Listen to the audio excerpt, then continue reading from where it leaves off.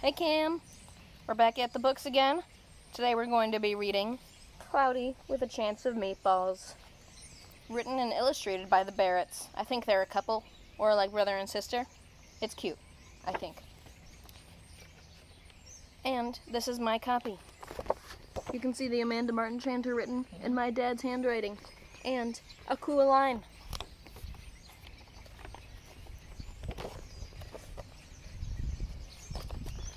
We were all sitting around the big kitchen table. It was Saturday morning. Pancake morning. Mom was squeezing oranges for juice. Henry and I were betting on how many pancakes we could each eat. And Grandpa was doing the flipping. Look at how many pancakes I think they can eat. A ginormous stack. Seconds later, something flew through the air, headed towards the kitchen ceiling, and landed right on Henry. Splat! After we realized that the flying object was only a pancake, we all laughed, even Grandpa. Breakfast continued quite uneventfully. All the other pancakes landed in the pan, and all of them were eaten, even the one that landed on Henry. That night, touched off by the pancake incident at breakfast, Grandpa told us the best tall-tale bedtime story he'd ever told. Across the ocean, over lots of huge, bumpy mountains, across 3 hot deserts, and 1 smaller ocean. Dun dun. Da-na-na-na-na, lay the tiny town of Chew and Swallow. In most ways, it was very much like any other tiny town. It had a main street lined with stores, houses with trees and gardens around them, a schoolhouse, about 300 people, and some assorted cats and dogs. But there was no food stores in the town of Chew and Swallow. They didn't need any. The sky supplied all the food they could possibly want. So much food that it seemed to be illegal.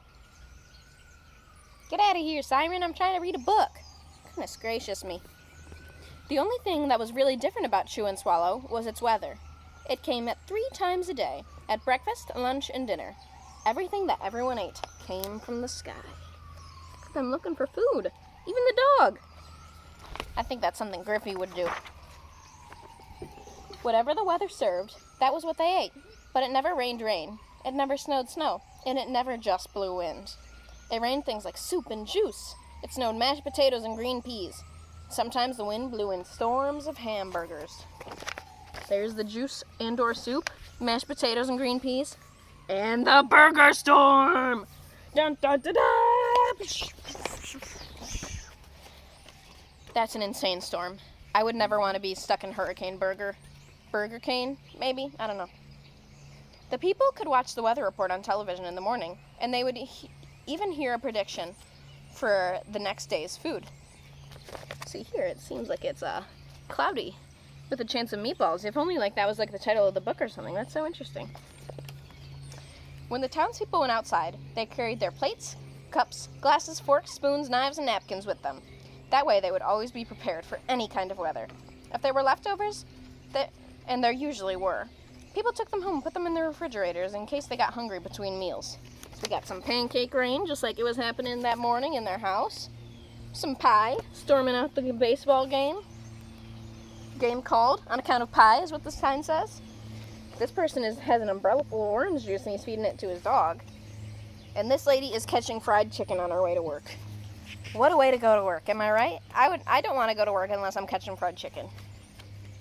The menu varied. By the time they woke up in the morning, breakfast was coming down.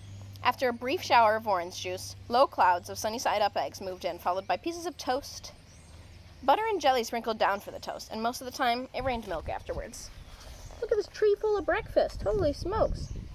These animals must be eating like kings. For lunch one day, frankfurters already in their rolls blew in from the northwest at about 5 miles an hour. There were mustard clouds nearby. Then the wind shifted to the east and brought in baked beans. A drizzle of soda finished off the meal. Look at how excited this guy is for a hot dog. This guy kind of scares me. Why does he want the hot dog so bad?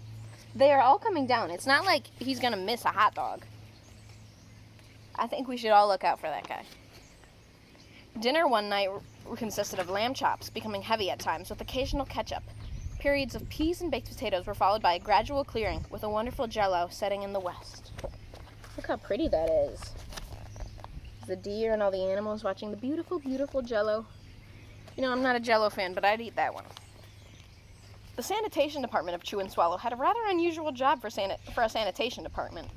It had to remove all the food that fell on the houses and sidewalks and lawns. The workers cleaned everything up after every meal and fed all the dogs and cats. Then they emptied some of it into the surrounding oceans for the fish and turtles and whales to eat. The rest of the food was put back into the earth so that the soil would be richer for people's flower gardens. I don't know why that word tripped me up. There's them feeding the doggies. Look at all those animals probably getting fed like kings, like I was saying earlier. They're eating roast beef and pies galore and corn on the cob. Life for the townspeople was delicious, until the weather took a turn for the worst. Uh-oh. Spaghetti ties up town. Look at them. They're all tied up. That seems like a saucy situation. One day there was nothing but gorgonzola cheese all day long. The next, it was only broccoli, all overcooked. The next day there were Brussels sprouts with peanut butter and mayonnaise. Disgusting! Another day there was pea soup fog. No one could see where they were going, and they could barely find the rest of the meal that had gotten stuck in the fog. Here's the gorgonzola day where it's so stinky that they need to plug their noses. They're chowing down on some soggy, wet, limp broccoli. There's the Brussels sprouts with peanut butter and mayonnaise. And there is that pea soup fog that has trapped a whole man inside. Poor guy. The food was getting larger and larger, and so were the portions. The people were getting frightened. Violent storms blew up frequently. Awful things were happening. One Tuesday, there was a hurricane of bread and rolls all day long and into the night. There were soft rolls and hard rolls, some with seeds and some without. There was white bread and rye and whole wheat toast. Most of it was larger than they had ever seen bread and rolls before. It was a terrible day. Everyone had to stay indoors. Roofs were damaged, and the sanitation department was beside itself.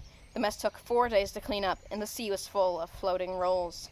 To help out a bit, the people piled up as much bread as they could into their backyards. The birds picked at it a bit, but it just stayed there and got staler and staler. You know, that sounds like a crummy situation. I know, I'm hilarious. There was a storm of pancakes one morning and a downpour of maple syrup that nearly flooded the town. A huge pancake covered the school. No one could get it off because of its weight, so they had to close the school.